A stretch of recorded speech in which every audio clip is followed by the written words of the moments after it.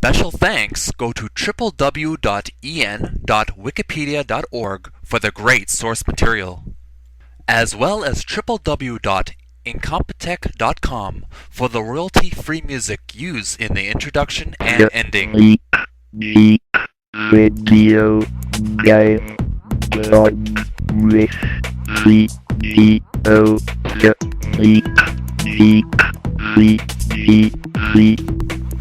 The best in video game news, reviews, resources.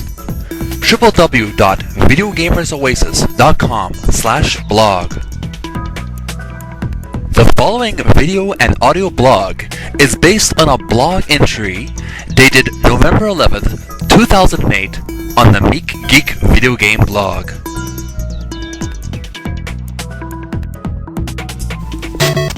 For nearly 3 decades, Super Mario has been a beloved character and icon for Nintendo, the video game industry, and pop culture.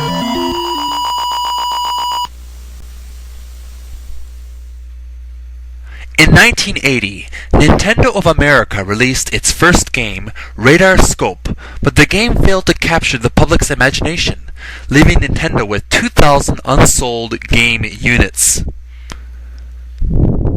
To compensate for the lost profits, Nintendo of America President and CEO Hiroshi Yamauchi commissioned Shigeru Miyamoto to design a new game based on Miyamoto's own ideas. The new game was Donkey Kong, starring Jumpman, but the main character didn't keep that name for very long. Nintendo of America needed to prepare the game for American release, including naming the characters for Western consumption.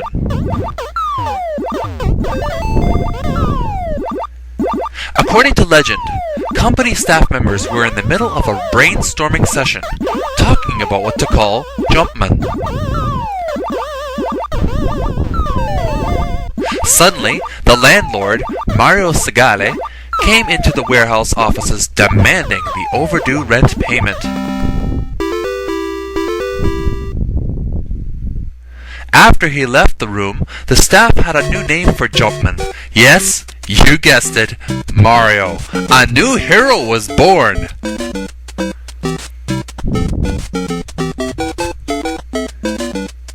I had the pleasure recently of interviewing. Thank you for taking the time to speak with me, Mario. Hey, it's me, Mario. No problem. Mario, you are probably the most beloved of all the video game characters. You're a man of many talents. Carpenter, plumber, medical physician, archaeologist, race car driver, serial princess rescuer, and defeater of villains. You appeared in a children's TV show as a live-action and anime character, and even in a Hollywood movie. You have become quite the celebrity. Stop! You're making me a blush. Mario, please tell us briefly how you started out on the road to success. Well, one of the keys to my success was the development of my image. Your image development? Yes, I look at the way I do because of the limited technology of 1981. You see, back then, Miyamoto, my creator, wanted to avoid the difficulty of having my hair move realistically, so you give me a hat. I see. That would explain why you never take your hat off. Yeah, Miyamoto also gave me a mustache and a bigger nose, especially bringing more attention to my nose. And it's a great mustache and nose, if I might add. Thank you. And my overalls were designed to make my arms and arm movements more visible. I started out with a blue shirt and a red overalls outfit, and then a Donkey Kong and a Donkey Kong Jr. But when the Mario Brothers hit the arcades, the colors were reversed. Oh. Then, when I showed up in my smash success, Super Mario Brothers, I kept my red overalls. but my shirt was changed to brown. Then in Super Mario 2, I returned to my second color scheme. Red shirt, blue overalls. I still have the same style today. I can see that. You look very dapper in your world-famous duds. Thank you. Moving from apparel to actual games, Mario, please tell us briefly about your major game appearances. Let's see. It's been a long adventure. Take your time. Oh yes. It's all coming back to me. In 1981, I made my arcade debut in Donkey Kong. Then that's when I was originally called a Jumperman. Back then, my trade was a carpenter. I had to run through a lot of construction sites to rescue my ex-girlfriend Pauline from that meanie giant monkey, Donkey Kong. Ex-girlfriend? Yeah. She left me for the big ape. I'd rather not to talk about it. Oh, I am sorry about that. It's okay. I have moved on long ago. Mario, please go on with your story. Where was I?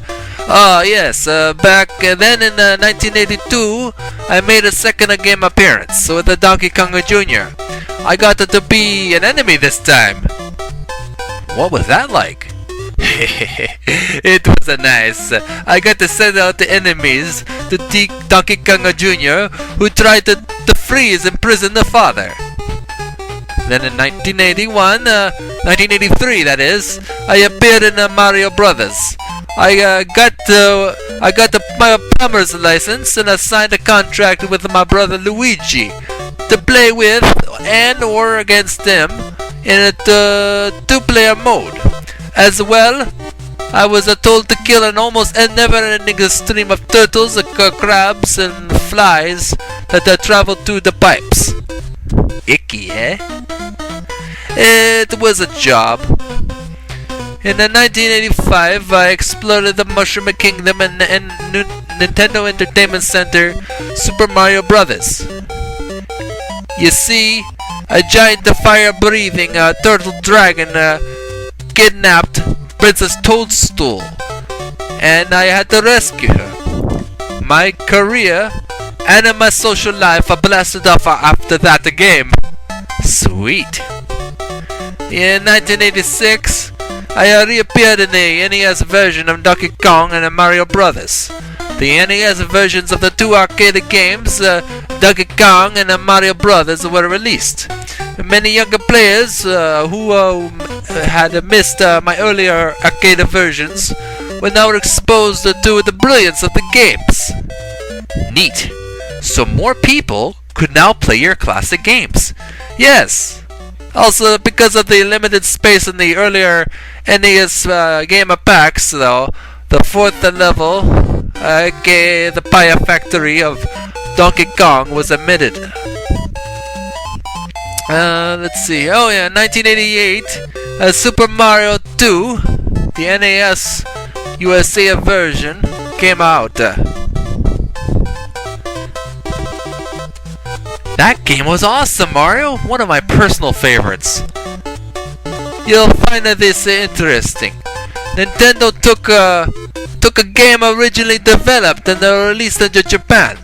I think it was called Doki Doki Panic, and replaced the four heroes with my brother Luigi, Princess Toadstool, Toad, and yours truly.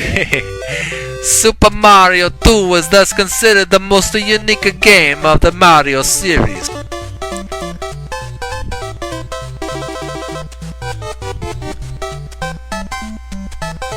In 1989, I made my portable Game Boy debut with Super Mario Land. In that game, I journeyed through Sarasa Land, where I had to rescue Princess Daisy from the evil spaceman Tatanga. In 1989, Super Mario 3 for the NES was my best-selling game of all time.